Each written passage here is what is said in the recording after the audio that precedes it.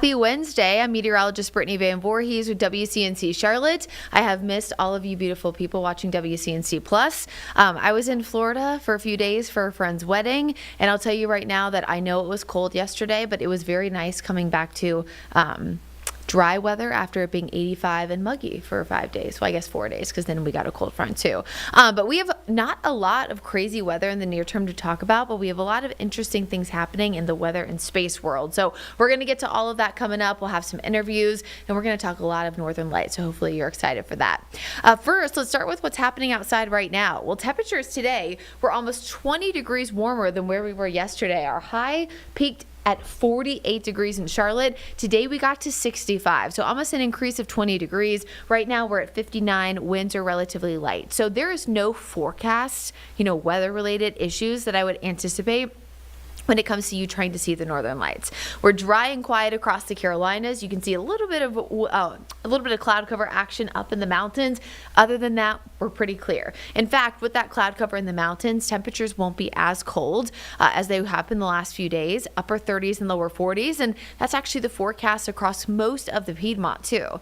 Now, I know that this still seems chilly. And it is, but this is normal for this time of year in Charlotte. Our November averages for November 12th are 40 for a low and 64 for a high. So that's exactly where we were today. That's exactly where we're going to be overnight. But tomorrow, we actually get a touch warmer than where we were today. Most spots are nearing 70 degrees in the Piedmont.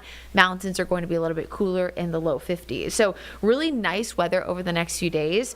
The one thing that we're not going to be tracking is any kind of rain. And I know we say this all the time when it comes to the forecast, but this is kind of a 1-2 punch, right? Got to take the positives with the negatives. The positive here is that if you have outdoor plans over the next few days, you're good to go. In fact, temperatures this weekend will be even warmer, some spots close to 80 degrees. But on the other hand, we are still lacking rainfall, and we haven't really seen any substantial rainfall since last week when our U.S. drought monitor came out, and we will get an update on that tomorrow at 8:30. So we'll have that update for you throughout the day on WCNC Charlotte and on WCNC Plus, of course, during our 6:30 streaming show, where you're already here. So you know where to go if you're watching this right now. Now, as we look at the long-range forecast next 7 days, again, you saw that change or chance for rain, 20% is our maximum. We're looking at very, very limited, if any, accumulation over the next week. But where we are going to see big rain chances is actually over on the West Coast. You can see all pretty much of the state of California up toward Washington State and Oregon. Looks like a big atmospheric river sets up. You can see a lot of substantial rain there. We don't get a lot of rain in some of these areas, of course, and you can see a lot of pockets there of 3, 4, maybe even 5 inches. So make sure if you have friends or family in those areas, they're keeping a very close eye on the forecast. So we are going to talk a lot more about the space weather forecast, but I do want to just kind of briefly go over some of the changes that we have seen, especially if you got to run. But if you don't, make sure you're staying here until 6:58 when we're done. So we are still under a G4 severe watch. That, of course, is the level 4 out of 5. That has been expanded into tomorrow. That's one of the new updates from the NOAA Space Weather Forecast Center. There were 2 coronal mass ejections yesterday. The third of the 3 that were expected have officially arrived.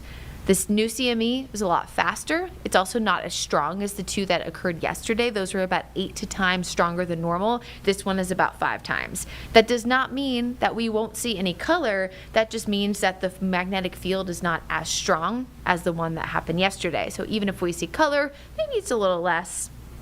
They're, of course, going to continue to watch the forecast. And right now, one of the things they are watching is that the magnetic field is pointed in the same direction as the Earth's magnetic field. And similar to 2 magnets opposing each other, that could create issues when it comes to seeing some of the colors. But let's talk about the positives. Let's say that we have perfect conditions for this G4 to happen. And maybe, again, it's not as good as yesterday, but it happens nonetheless.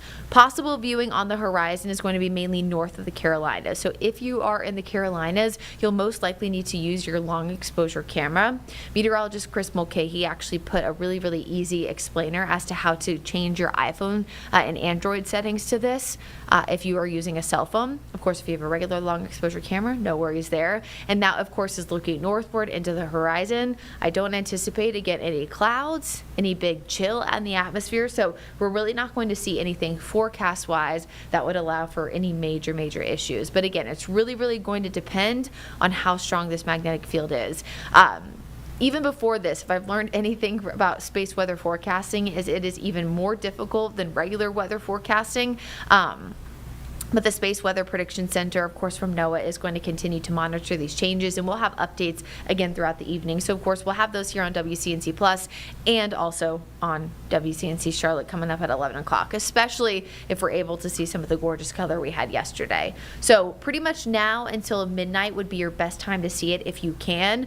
The reason why, the moonrise happens just after midnight, so that's kind of our last time period. Dark locations away from any light pollution, it's the same thing we talk about anytime you're trying to see, the meteor showers, anything outside, that's the best thing to do, which does mean that if you live in Charlotte City Center, you're probably going to have to find some dark places because we got a lot of light pollution here in the city.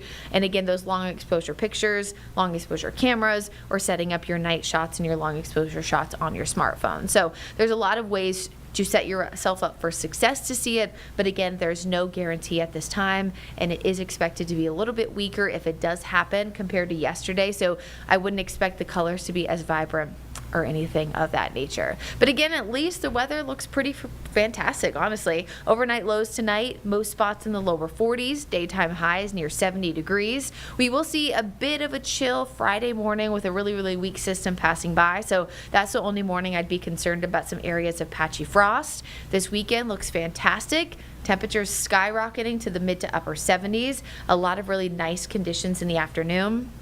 The one thing I would watch out for is Sunday. Could be a bit on the muggy side because we have a cold front coming through, and that's why our low, you can see there's in the upper 50s. Now, muggy again, relative for this time of year, I'm not talking July mugginess, I'm talking November mugginess. And then we are going to see a brief cool down behind that cold front. You can see early next week, highs and lows back into the 40s and 60s respectively. But if you look at the 7-day forecast, I want you to look at that average at the very, very bottom of your screen.